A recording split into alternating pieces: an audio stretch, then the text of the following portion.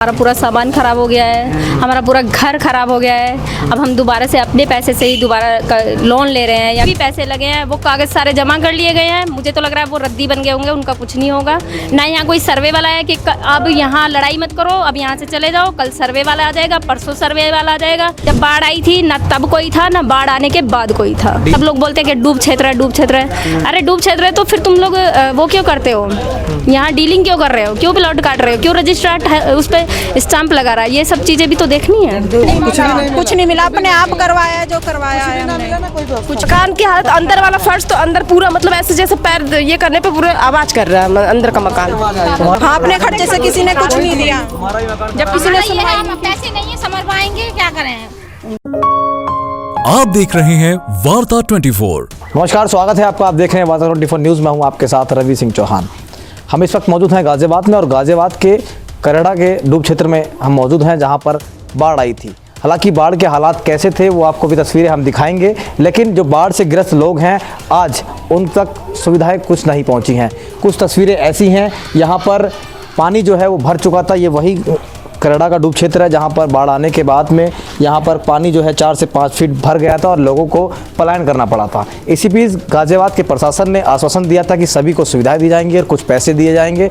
लाखों रुपए की बात भी की गई थी, और मरम्मत के लिए उनको पैसे दिए जाएंगे, यानी कि जिनके घर प्रभावित हुए थे बाढ़ से उनको पैसे दिए जाएंगे। ऐसे में आज गाजियाबाद के हम डूब क्षेत्र इलाके में पहुँचे हैं, जो करेड़ा का डूब क्षेत्र है। यहाँ पर कॉलोनियाँ तो काट दी गई, लेकिन सुविधाएँ मूलभूत से नहीं दी गई हैं। बात करने के लिए स्थानीय निवासी मेरे साथ मौजूद हैं, जो बाढ़ से पीड़ित थे, फिर से अपना आशियाना बना रहे हैं। तस्वीरें देखें, ये वही आशियाना है जहां पर बाढ़ आई थी और घर जो है पूरी तरीके से क्षतिग्रस्त हो गया था। एक घर नहीं है बल्कि एक और घर है, इससे और भी अन्य घर भी हम आपको तस्वीरों के माध्यम से दिखाएंगे। आज वार्ता 24 न्यूज़ सीधा आपको तस्वीरें जो है वो साझा करा रहा है। ये वही तस्वीरें हैं करेड़ा के डूब क्षेत्र की, जहाँ पर बाढ़ आई थी।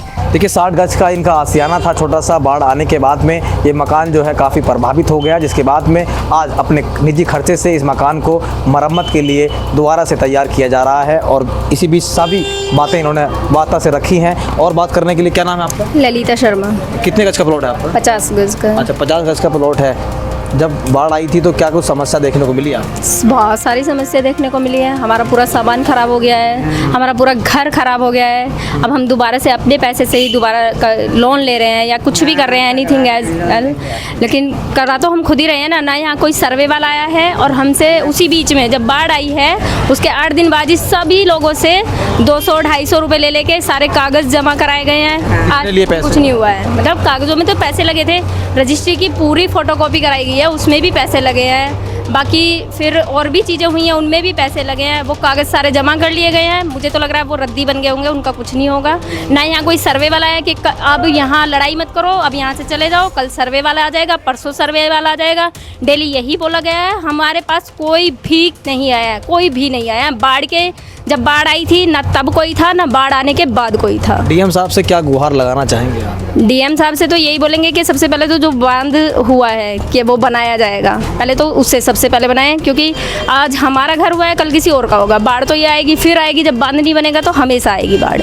ठीक है। मकान में क्या कुछ? मेरे मकान में तो पूरा टोटल खर्चा हो रहा है। पूरा फर्श बैठ गया है, पूरा फर्श आप जाके अंदर देख भी सकते हैं कि कितना हुआ है, क्या हुआ है। हम छुपा के तो कर नहीं रहे हैं, सबको दिख रहा है ये। और पूरा सामान मेरा लेटने के बेड तक खराब हो गया है उस बाढ़ में। तो और एक दूसरी बात है, सब लोग बोलते हैं कि डूब क्षेत्र है, डूब क्षेत्र है। अरे डूब क्षेत्र है तो फिर तुम लोग वो क्यों करते हो, यहाँ डीलिंग क्यों कर रहे हो, क्यों प्लॉट काट रहे हो, क्यों रजिस्ट्रार उस पर स्टाम्प लगा रहा है। ये सब चीज़ें भी तो देखनी है।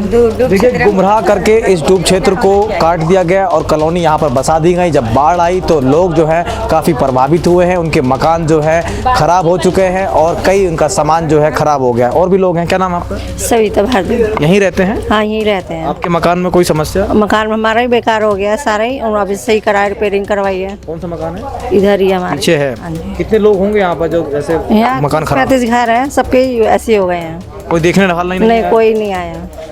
तो क्या कहेंगे डीएम साहब से गुहार लगा? डीएम साहब से यही कहेंगे कि यहाँ का जो है अपने तरक्की कराएं, कुछ भी कराएं, मकान जो बने हैं उनके लिए कुछ करें, अप्लाई करें। करते हैं आपके हस्बैंड? प्राइवेट नो जॉब है। देखिए, अपना आशियाना तो अब धीरे धीरे लोग बना रहे हैं, लेकिन प्रशासन की तरफ से इनको कोई मदद नहीं मिली है। ये डूब क्षेत्र जो है नदी के किनारे है और जब भी कभी हिंडन नदी जब है अपना विकराल रूप लेती है तो इस डूब क्षेत्र के अंदर पूरी तरह से पानी ही पानी देखने को मिलता है।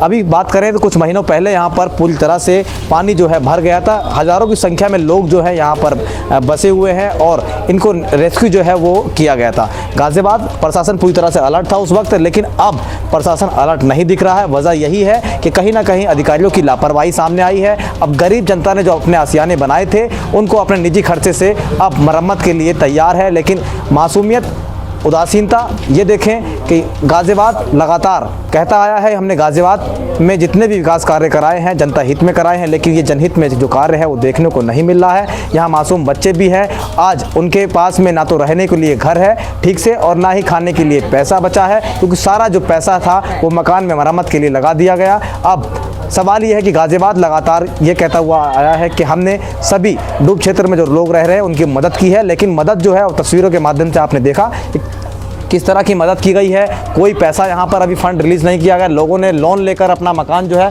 बनाना शुरू किया है। ये देखें जैसे तैसे यहाँ पर गुजर बसर कर रहे थे। 50 गज का प्लॉट है, किसी का 30 गज का है तो किसी का 60 गज का है, ऐसे कई मकान जो यहाँ पर हैं और लोग काफ़ी प्रभावित हो चुके हैं। अब बाढ़ तो चली गई, लेकिन सवाल ये है कि इनके आशियाने जो है ख़राब हुए हैं, अब उसको ठीक करने के लिए प्रशासन ने मानो इनको ही जिम्मेदारी दे दी है। तो कहा गया है कि ये डूब क्षेत्र है और डूब क्षेत्र में हमारा कोई सहयोग नहीं है। हालांकि अब जिम्मेदारी तो यहाँ के स्थानीय जो लोग हैं उनकी बन रही है। वजह यह है कि उन्होंने ये मकान क्यों ख़रीदा, डूब क्षेत्र के अंदर जो कॉलोनी बसाई गई हैं उनको ये क्यों ख़रीदा। सवाल ये भी है कि लगातार जो डीलर हैं वो इनको मकान बेचते थे और गुमराह कर मकान कैसे बेच दिए गए। जब कॉलोनी काटी गई, जब प्रशासन क्या सो रहा था, प्रशासन ने इस मामले को गंभीरता से क्यों नहीं लिया। आज बाढ़ आई और लोग प्रभावित हुए, भोले भाले लोगों को ये कॉलोनियाँ जो हैं काट दी गई। प्रशासन ने ये भी कहा था कि जो लोग हैं प्रभावित हुए हैं बाढ़ से, जिनके मकान क्षतिग्रस्त हो गए हैं, उनको मुआवजा दिया जाएगा। बात करने के लिए करड़ा गांव के ये डूब क्षेत्र के लोग हैं जो हमारे साथ मौजूद हैं। क्या नाम है आपका, आप लोगों का क्या नाम है आपका? सविता। आप ही का मकान डूबा था? हाँ जी, सबके डूबा था। हाँ, डूबा था। कोई मुआवजा मिला आप लोगों को? कुछ नहीं मिला, अपने आप करवाया जो करवाया है हमने, कुछ नहीं बाढ़ आने से क्या समस्या उत्पन्न हुई थी मकान को? हम लोग घर